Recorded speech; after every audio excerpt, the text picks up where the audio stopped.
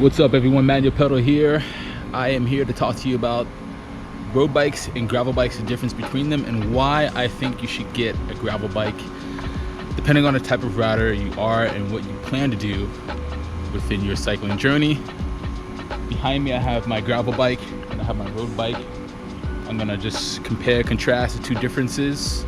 I've been getting questions on, especially more so my previous video, and just questions over email about the difference between gravel bikes and road bikes. So I'm gonna lay down everything between the two, and hopefully that's gonna add value and enough opportunity for you to decide whether or not, when you go to your bike shop, whether or not you should be getting a gravel bike or a road bike. So behind me I have my two near and dear bikes. I love them both very wholeheartedly, and I have my Ibis Haka MX, which I recently built about a year and a half ago, so this is relatively new to the family.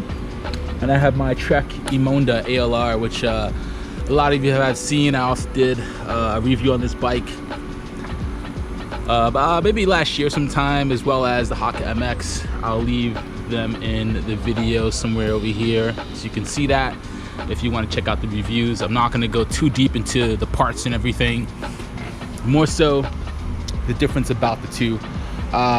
When it comes to a gravel bike and a road bike, for me, what stands out the most is going to be geometry, and that's something you need to keep in mind, because you cannot change the geometry on these two bikes here, the gravel bike and the road bike. They're both 58 centimeters, and you can kind of see that they look a little bit different. That's because of the way the frame's geometry is designed.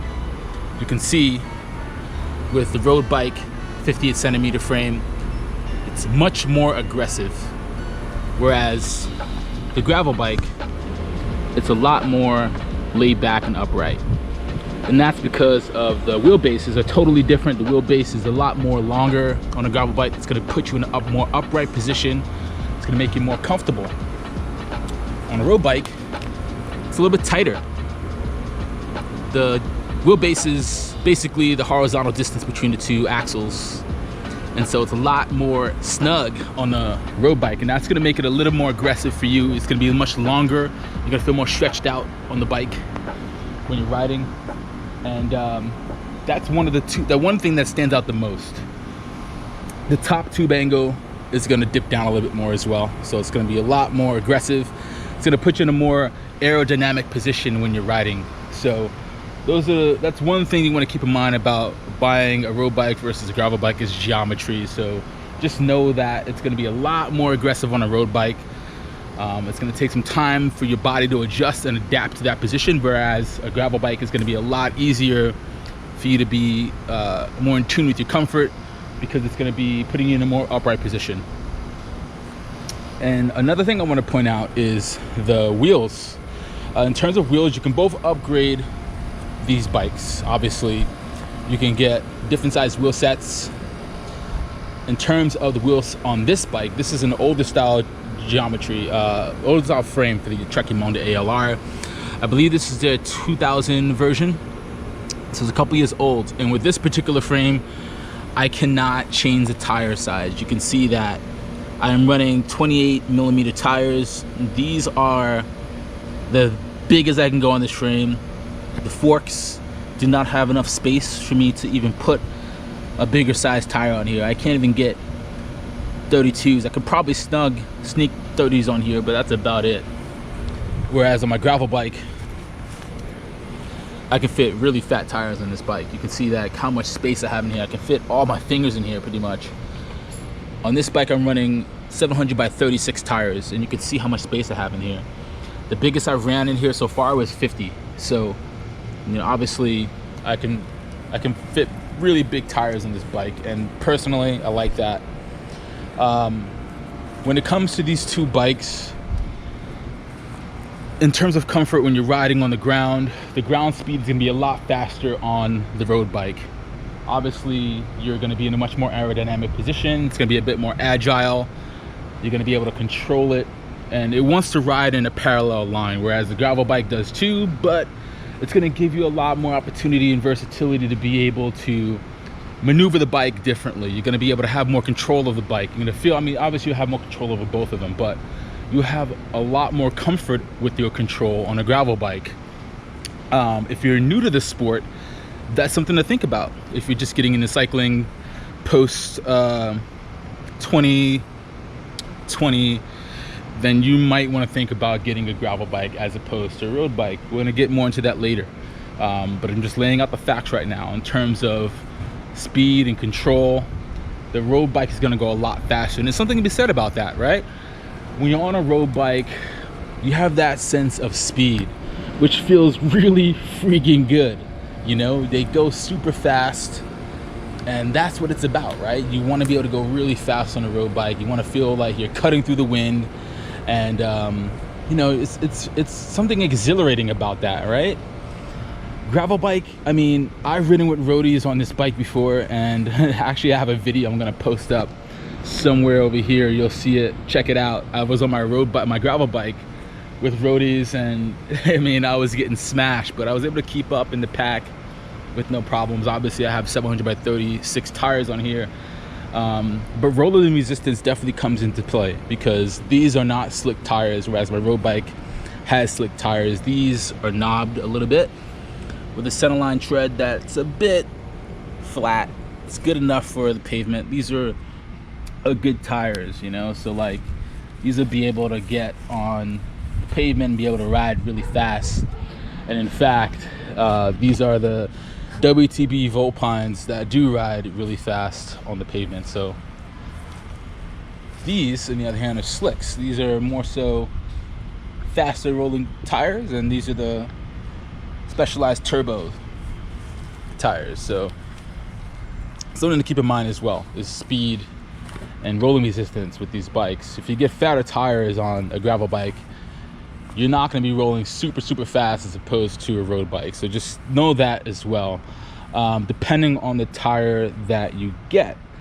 So there are so many tires on the market that will help you with your speed and be able to make you ride a little bit faster on the bike, you know, when you're riding on pavement, things like that. Now, the fun thing about gravel bikes is its versatility, right? So you're able to get off of the road and onto a gravel trail in a matter of seconds without having to worry about getting a flat, right? If you're going on rocks, if you're rolling over roots, if you're on some sharp gravel, depending on where you are in the world, then yeah, gravel bike's gonna be the bike you wanna get. You know, if you wanna have more fun, if you wanna go for more an adventurous mindset, adventure ride, then the gravel bike's gonna be the bike for you. So that's something to keep in mind too. Obviously, you know, I can ride this bike on a 20-mile ride on a road and then hop on a gravel trail and be super comfortable with being able to do that. Whereas on my road bike, I'm gonna be having to probably need to grab a couple of tubes with me and pack in my jersey pocket, you know? So just in any event I get a flat tire. Another thing to keep in mind is weight. Obviously, weight could be a concern depending on like the type of rider you are, if you're a weight weenie, but my gravel bike's a lot heavier compared to my road bike. I'm also on an older style road bike that has rim brakes, and so this makes it a lot lighter. This frame is completely full aluminum, whereas this frame, what do you think that is? That's full carbon, baby. Full carbon. You got the wheels that are carbon, the cranks are carbon, seat tube, seat post carbon, stem carbon, fork carbon, everything, the bars carbon. Whereas this bike, the whole frame is aluminum, everything else is carbon except for the cranks. But I have a carbon seat post, a carbon handlebar, carbon fork, and the frame is aluminum. So the way I built these bikes up, they're both custom built, and they're built in the way I like them to be built. And so I customize them to my liking, and they suit me super well. Another thing I want to get into is about gearing. So on this bike, my gravel bike here, you can see that I have a 1x setup, and I'm running an 11-42 in the rear. And on this bike, I'm on a 52-34, and 11 to 20 to 11 to 28, I believe I have in the rear. No, 11:30 actually in the rear. And I have a lot more climbing gears on this bike. Actually, I don't.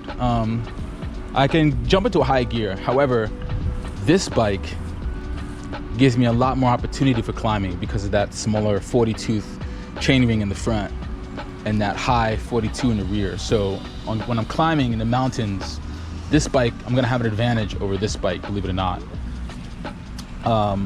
This bike only gives me 34 in the front, and I'm sorry, I don't have a 30 in the rear, I have a 28 in the rear, and that's gonna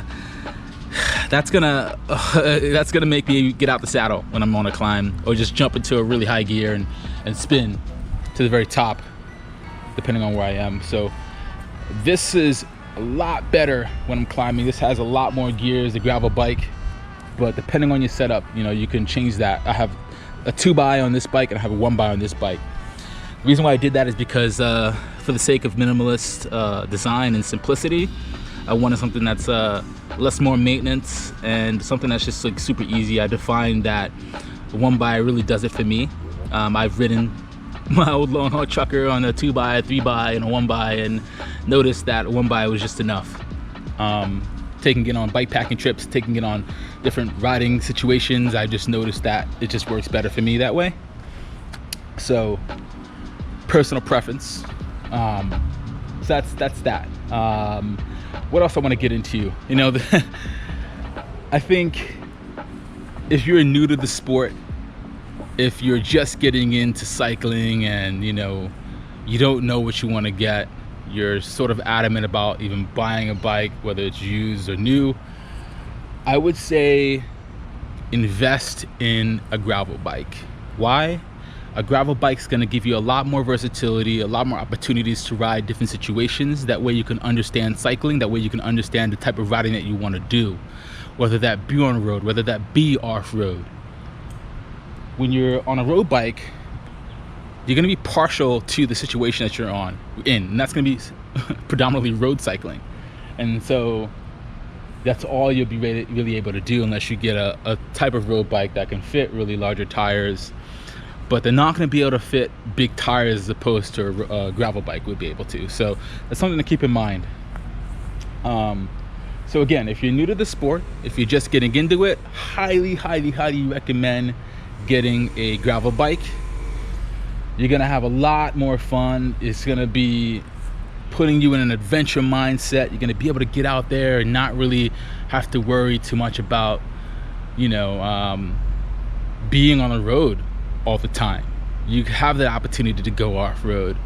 So, and if you get yourself in a little bit of a noodle, you know, let's say if you're out in backcountry or something like that, you go from roads, so you go on a long ride. If you're visiting a new place and you want to go riding and exploring, and you're on dirt and it's the only road that you can go on to get to where you need to go, gravel bike, that's gonna take you where you need to go, and it's gonna do it in a way where you're gonna have a fun time. Road bike can get you there too, of course. It's just going to be a totally different experience. And I've ridden many bikes in my time. I've been riding bikes for like the better part of like 14 years of my life now, and I've ridden crappy bikes to really high-end bikes. Unfortunate to have these two bikes here, you know. But if I were to choose one bike, I don't want my road bike to hear me, but I guess I gave it away. It's going to be my gravel bike for sure, 100%. It's going to be my gravel bike, the Undecided MX, for the win. This bike does it all. This bike does it all. 100%. No questions asked. So I hope I don't leave anything out.